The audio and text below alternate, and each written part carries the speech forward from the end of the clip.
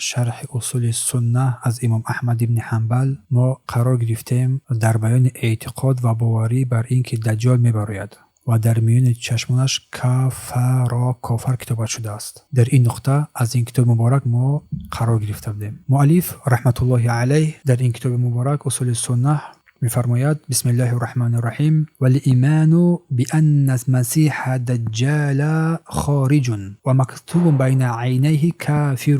ایمان آوردن بر این که مسیح دجال نزدیکی روز قیامت بیرون می آید و در میان چشمانش کافر نوشته شده است. والاحاديث التي جاءت فيه والایمان بان ذلك کائن. و احادیثی که در این موضوع آمده است و ایمان آوردن بر این امری واجب و حتمی است. پس این از امور اعتقادی و باوری به غیب است. پیامبر صلی الله علیه و سلم چنان چیزهای غیبی آینده رو بیان کردند. پس ما باید به آن باور داشته باشیم و باور بکنیم و تصدیق نماییم، زیرا در سنت توسط احادیث متواتر و صحیح ثابت شده هستند. برآمدن دجال یک فتنه است که مردم را زیاد از مردم را وسوسه می افکند و الله اهل حق را در آن روز ثابت می گرداند.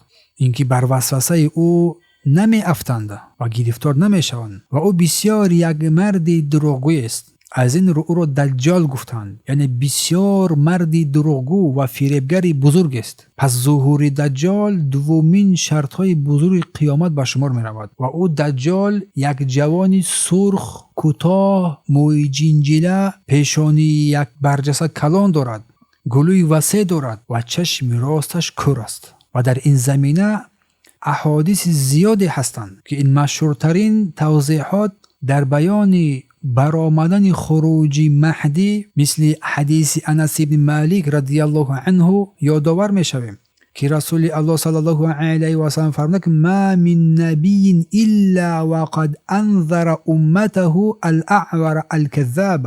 هیچ پیامبر مبعوث نشده است مگر اینکه امتش را از اعور کذاب، از کور دروغگوی برحذر داشته است. هیچ پیامبری الا انه اعور، آگاه باشد که دجال اعور است، کور است. و این ربکم لیس باعور، بدروزی که پروردگار شما کور نیست. دلالت بر آن مینامه که دجال کور است و پروردگار دارای چشمان است که میبیند. و فرمودند مکتوب بین عینیه کافر، که در بین چشمان او کافر، کافر نوشته شده است. و از طریق هشام از قتاده از انس رضی الله عنه در روایت آمده است که الدجال مکتوب بین عینیه کافر.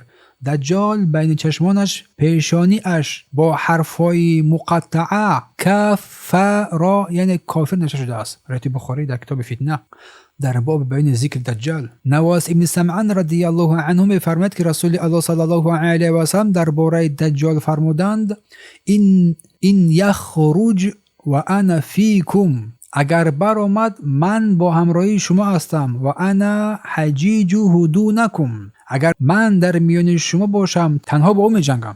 و این یخرج و لست فیکم، اگر برآمد در حالی که من در بین شما نیستم فامرؤ حجیج نفسه، پس انسان کوشش نماید که او را پشت نماید، یعنی که از خود دفاع نماید. والله خلیفتی علی کل مسلم، الله پس از من مددگار و یاوری هر مسلمان است. فمن ادرکه منکم فلیقرأ علیه، اگر کسی از شما این دجال را دریافت پس بخواند بر وی فواتح سوره کهف، اول سوره کهف را برای بخواند. و این آیه ها گفتند شما را از فتنه اش نگاه می‌دارد. و صحابگان میگویند که ما پرسیدیم از رسول الله تا کی در این زمین میماند؟ گفتند که 40 یوما، 40 روز، یوم کسنه، که یک روز آن روز اول آن مثل سال است، و یوم کشهر، روز دوم مثل ماه است، و یوم کجمعه مثل صوم که مثل جمعه است، و سایر ایام کایامکم، و روزهای باقی ماندهش مثل باقی مانده شما، روزهای شماست. گفتیم ای رسول الله صلی الله علیه و سلم آن روز که برابر به یک سال است آیا نماز یک شبانه روز را بخوانیم؟ گفتند لا اقدروا له قدره، نه گفتند بلکه روزها را حساب کنید و نماز یک ساله را تمام کنید. ثم ينزل عیسی ابن مریم، سپس عیسی ابن مریم میفرماید عند المناره البیضاء، گفتن ساسم شرقی، در مناره، در هم مناره سفیدی که در شرق دمشق قرار دارد. فیدریکه عند باب لود و دجال رو در نزد باب لود در نزد فلسطین دریافت میکنه و آن رو در آنجا به قتل میرساند. روایت مسلم است و ابی داود و ترمذی اصحاب سنن رضی الله عنهم. باب لود مکان است در نزدیکی فلسطین. پس مسئله ها در بیان مسیح دجال، نام او دجال است چون گفتیم. با این نام معروف مشهور است و احادیث صحیح درباره او زیادند. نووی میفرماید که مسیح دجال با این نام خوانده می شود زیرا او تمام زمین را با جز مکه و مدینه محو میکند، از خود مینامد. و در روایت از امام احمد روایت شده است که مسیح به مکه و مدینه و بیت المقدس و تور قدم نمیگذارد. و نووی میفرماید که دجال را با این نام خوانده اند که دروغگوی است و بسیار دروغگوی و فتنه انگیز و فریبگر است و فریبگران در اطراف خود جمع میکند. و همچنین نووی فرمودند که دجال دشمن الله است. دجال دشمن الله است.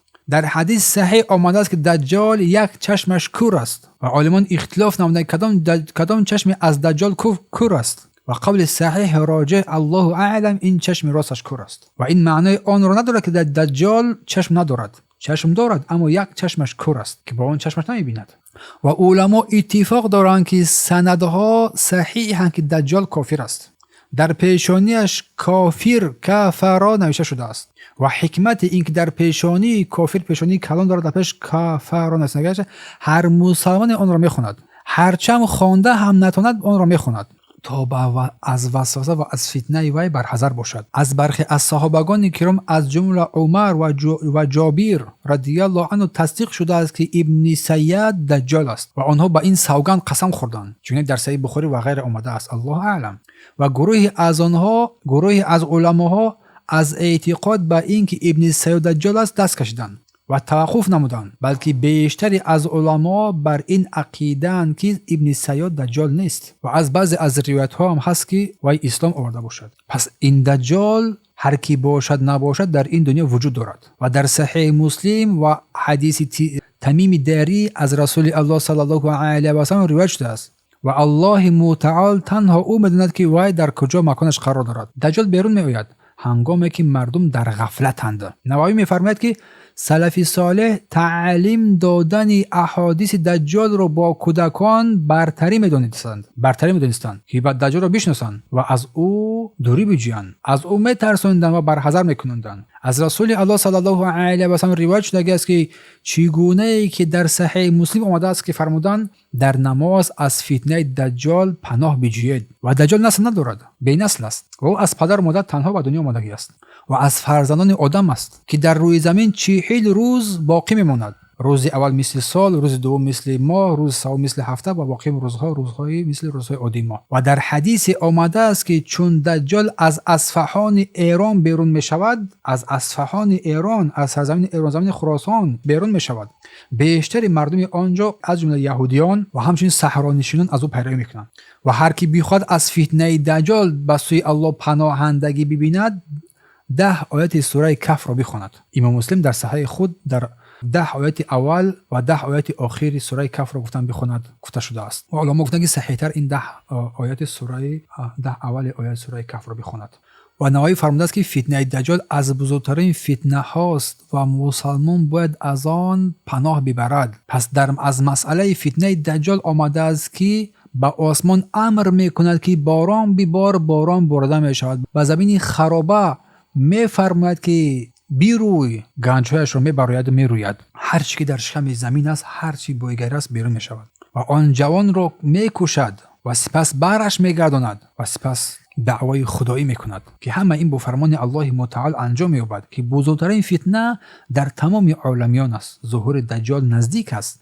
حدیث های صحیح گواهی میدهند که حدی که صحابگان گمان میکردند که او در زمان پیامبر ظهور میکند و گفتند که ما گمان کردیم که وی در بین درختان خرمای است.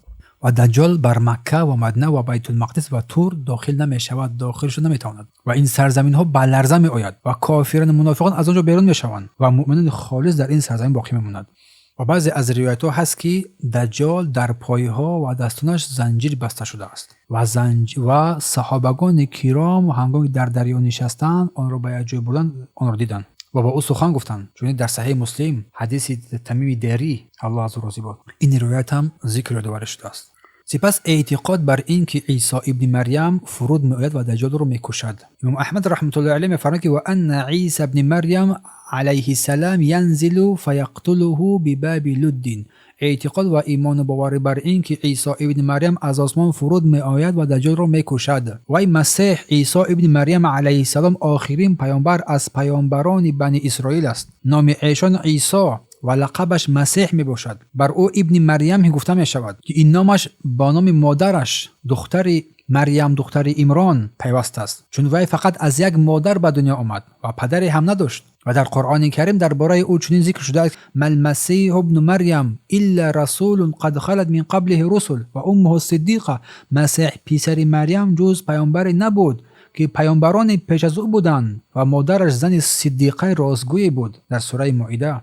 و مریم ابنت عمران التي احصنت فرجها. و نیز مثال دیگری رو برای مؤمنان می آورد الله سبحانه و تعالی که مریم دختر عمران را که شرمگاه خیش را از زنا نگاه داشت. این هدایت به سوی تمام خواهران مؤمنه است، مادران مؤمن است. شرمگاه خود را از زنا نگاه داشت. فنفخنا فیه من روحنا. و ما سپس از روح خود بر او دمیدیم. یعنی به جبرائیل فرمان دادیم که تا به رحم وی این روح را بدمد. عیسی علیه السلام را باردار شد و صدقت بکلمات ربها و کتبه و کانت من القانتین. و او مریم علیه السلام کلمات پروردگار خود را کتابهایش را تصدیق کرد و به شریعتی که بر بندگانش مقرر کرده بود ایمان آورد عمل کرد. و او مریم از فرمانبرداران الله سبحانه و تعالی بود. بعد حدیثات درباره فرود آمدن حضرت عیسی علیه السلام نیز زیاد هستند، متواتر است. و اینکه عیسی علیه السلام فرود میآید و دجال را در نزد دروازه لود در شام میکشد. عیسی علیه السلام بعداً در میان مسلمانان سکونت میکند و صلیب این کریستی نصرانی ها را شکست میدهد، خوک را از بین میبرد و جزیه را از بین میبرد. مسئله ها در بیان عیسی علیه السلام نام او گفتیم عیسی پسر مریم است که به مادرش نسبت داده می شود، نه به پدرش، زیرا پدری ندارد. دلیلی جایز بودن منصوب کردن مرد نسبت به مادرش چگونه که در نامهای سلف صالح و غیر آمدگی است. عیسی ابن مریم علیه السلام پیامبر و رسول الله است که در زمان خود معجزه های غیر عادی بر او داده شده بود. یکی از معجزه های عیسی ابن مریم علیه السلام احیا کردن مردگان بود که مورخان میگویند که پس از چند روز دفن پسر پیرمردی رو زنده کرد. پس از چند روز دفن پسر پیرمردی رو زنده کرد و بعد از آن وی پسر باز زندگی کرد. و همچنین عیسی سام ابن نوح رو زنده کرد و دیگران نیز همچنین عزیر رو زنده کرد. میگویند یکی از معجزه های عیسی ابن مریم این است که نابینایان را، کسی که نابینای مادرزاد بود، بر او مس میکشید شفا میافت. تاریخ شناسان میگویند که معجزه های عیسی ابن مریم در زمان پیدایش و معروفیت طب مشهور شده بود. طب چنان پیشرفت کردگی بود. همین حالت الله عیسی را روان کرد که همه طبیان عاجز موندند، هر کس عاجز ماند و ثابت شده است که دجال را عیسی ابن مریم میکشد. حدیث متواتر در این مورد ذکر شده است و همچنین گفته شده است که اگر دجال عیسی علیه السلام ببیند چگونه ای که نمک در آب میشد، انا همین گونه آب میشود و فرار میکند و در نزد دروازه لود در فلسطین کشته میشود. و احادیث صحیح از عیسی ابن مریم در نماز بامداد در مناره شرقی شام، در آنجا در بین دو فرشته از آسمان فرود می آید، چون در صحیح مسلم اومده است. عیسی ابن مریم نماز بامداد را از پس مرد از امت محمد صلی الله علیه و سلم که مهدی است میخواند. این شیعیان گمراه بدبخت مشرکین مهدی را منتظرند و این حقیقت حال آنها مهدی نه، دجال را آنها منتظر هستند با این اعمال کفر و شرکی که دارند. عیسی ابن مریم علیه السلام به عدالت و داوری فرود می آید، نه به عنوان پیامبری، نه به عنوان رسول، بلکه بر اساس شریعت محمد صلی الله علیه و سلم نازل می شود. در سن 33 سالگی فرود می آید، مانند آن سن و سالی که داشت الله را به بالا برده بود. و هنگامی که عیسی ابن مریم نازل می شود با شریعت محمد حکم فرمایی می کند و در زمان عیسی ابن مریم زمان حکمرانی و عدل و انصاف دنیا را فراهم می شود. ظلم و ستم با سبب او از بین می رود، با سبب حکمرانی عیسی بن مریم و تمام گمراهی ها از بین می رود. صلیب شکست می خورد، کفار از بین می رود، خوگ نابود کنده می شود، جزیه از بین می رود، تمام دنیا را سرو و پوری و خوشحالی فرا می گیرد، مدت زندگی می کند، اولیدار، کودکدار و فرزنددار می شود و سپس الله سبحانه و تعالی او را روحش را قبض می کند. این است بیان دجال و عیسی ابن مریم از این کتاب مبارک. سبحانك اللهم و بحمدک اشهد ان لا اله الا انت استغفرك و اتوب الیک.